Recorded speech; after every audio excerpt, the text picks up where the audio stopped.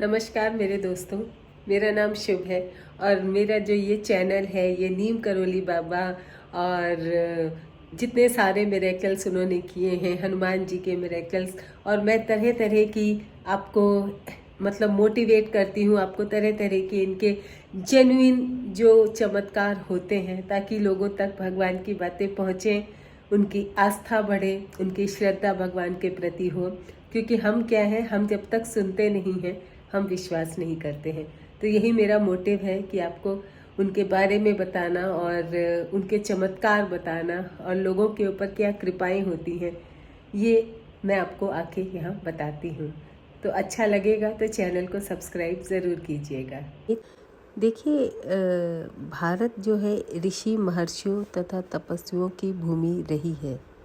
और अगर हम किसी महान संत की बात करें तो नीम करोली बाबा से बड़ा संत तो कोई हुआ ही नहीं, क्योंकि वो साक्षात हनुमान जी ही थे।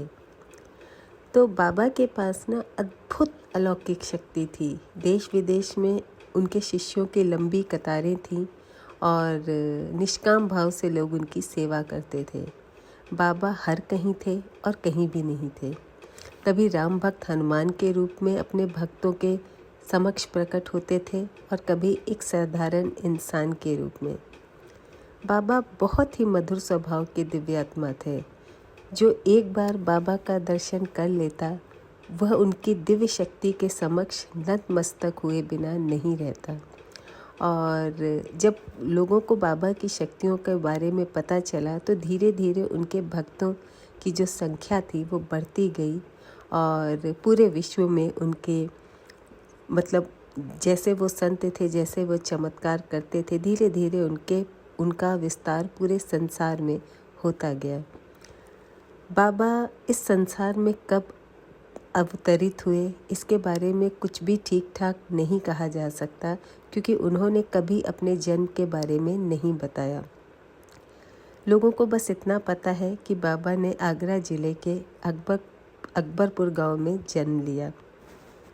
चलिए बाबा से जुड़ी एक बहुत ही इंटरेस्टिंग कहानी सुनते हैं। मतलब कि ये कहानी जो है बाराबंकी शुगर मिल की कहानी है, जो मतलब बाबा का चमत्कार बहुत ही अद्भुत था। आप सुनेंगे तो आपको भी हैरानी होगी। तो ये घटना उत्तर प्रदेश की चंद्रभानु गुप्त सरकार बाराबंकी शुगर मिल का अधिग्रहण करने जा रही थी, मतलब उस पर कब्ज़ा करने जा रही थी। ये उत्तर प्रदेश की घटना है, क्योंकि वह लगातार घाटा दे रही थी, इनकम नहीं हो पा रही थी। तो कानपुर के श्री देवकांता दीक्षित उसके संचालक मंडल के सदस्य थे।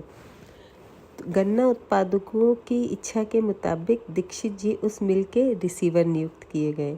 उन्हें मिल चलाने के लिए बड़ी धनराशि की आवश्यकता थी, क्योंकि मिल जो है वो घाटे में थी। सेंट्रल बैंक बाराबंकी जो सेंट्रल बैंक था, उन्होंने ऋण देने से उन्हें मना कर दिया और कहा कि इस संबंध में जाके आप चेयरमैन से बात करें। दीक्षित जी ने बम्बई जाकर चेयरमैन से मुलाकात करने से पहले वृंदावन में बाबा का आशीर्वाद लेने का मतलब सोचा। उन्होंने निश्चय किया कि मैं पहले बाबा का आशीर्वाद ले लेता हूँ। तो जब वे वृंदावन पहुँचे तो पता चला कि 2 घंटे पहले ही बाबा कहीं चले गए हैं। दीक्षित जी परेशान हो गए कि सोचा, अरे अब तो मेरा काम नहीं बनेगा। उन्हें चिंता में देख कर के एक चौकीदार ने पूछा, आप कानपुर से आ रहे हैं? ये वही चौकीदार था जिसने बाबा के कहीं जाने की सूचना दीक्षित जी को दी थी। दीक्षित जी चौकीदार के इस प्रश्न को सुनकर चौंक गए। फिर दीक्षित जी ने बोला, हाँ मैं कानपुर से ही आ रहा हूँ। तो चौकीदार ने कहा कि बाबा जाते समय कहे गए थे कि हमारा एक भक्त कानपुर से आ रहा है, उससे कह देना कि उसका काम बन जाएगा और वह वृंदावन के बिहारी जी का प्रसाद लेता हुआ जाए। अब बिहारी जी का मंदिर दिन में बंद रहता है और दीक्षित जी को तुरंत दिल्ली से मतलब बम्बई के लिए फ़्लाइट पकड़नी थी। तो उस समय मतलब कोई स्कोप ही नहीं था कि उन्हें प्रसाद मिलता। उन्होंने सोचा कि चलो माथा टेक कर बाहर से ही अगर प्रसाद मिल गया तो ले लूँगा। तो जब दीक्षित जी मंदिर के चौखट पर गए और माथा टेका तो उसी समय एक व्यक्ति मंदिर के कपाट खोलकर बाहर आने लगा। उन्होंने तुरंत उस व्यक्ति को बिहारी जी को कुछ रुपए दिए चढ़ाने के लिए और कहा कि मुझे प्रसाद दे दीजिए। उन्होंने मतलब रिक्वेस्ट की। वह व्यक्ति भीतर गया और एक टोकरी में प्रसाद लाकर दीक्षित जी को दे दिया।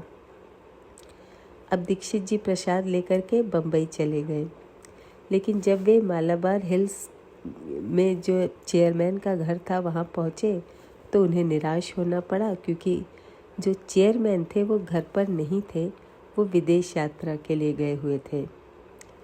तो दीक्षित जी ने बिहारी जी का प्रसाद अंदर भिजवा दिया। प्रसाद मिलते ही चेयरमैन की पत्नी दीक्षित जी से मिलने बाहर निकल आई।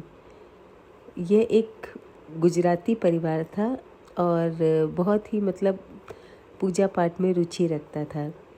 चेयरमैन की पत्नी बिहारी जी के दर्शन के लिए बहुत लालायित रहती थी, लेकिन पति के विदेश में होने के कारण वो इच्छा उनकी पूरी नहीं हो पा रही थी।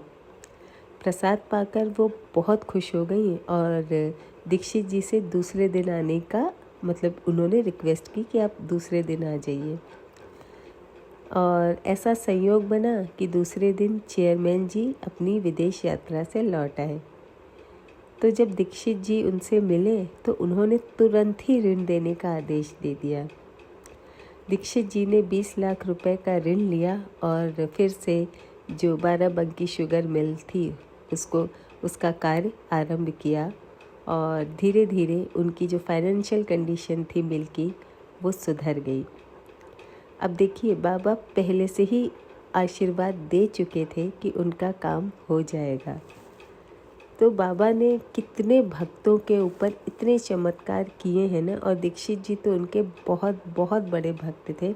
आपने करीब बहुत सी स्टोरियों में उनका नाम का जिक्र सुना होगा। और आशीर्वाद पा कर के शुगर मिल फिर से चल गई और उसकी स्थिति भी ठीक हो गई। तो ये बाबा के आशीर्वाद का ही कमाल था। और एक और बाबा का बहुत इंटरेस्टिंग चमत्कार है कि एक बार महाराज जी को ना डुबाने की कोशिश हुई। महाराज जी एक बार गंगा में नाव में मतलब सैर कर रहे थे और उनके साथ कुछ भक्त भी थे। एक भक्त ने महाराज जी से कहा कि वो गंगा में स्नान कर लें। महाराज जी शुरू में तो टाल रहे थे इस बात को कि नहीं नहीं मुझे नहीं करना, पर क्या हुआ कि एक साथ कई भक्त कहने लगे कि महाराज जी स्नान कर लीजिए।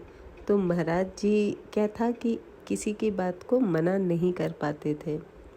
तो जब कई भक्त कहने लगे तो उन्होंने उनके आग्रह को मान लिया और वो नाव से गंगा में कूद गए।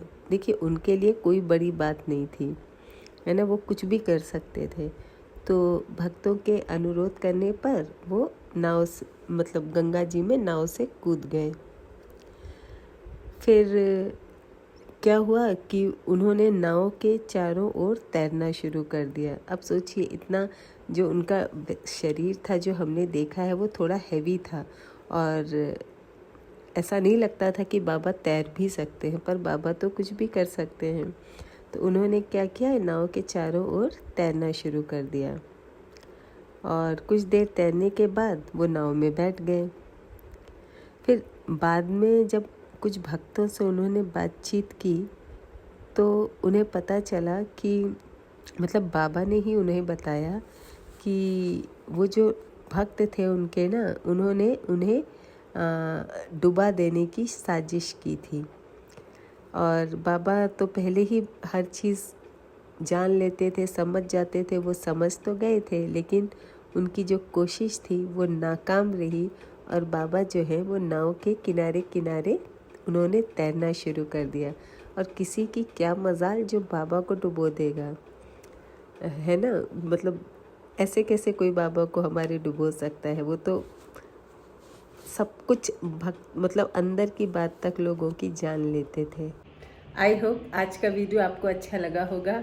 अच्छा लगा हो तो जय श्री राम ज़रूर लिखिएगा, क्योंकि राम नाम ही सत्य है, बाकी सब मिथ्या है।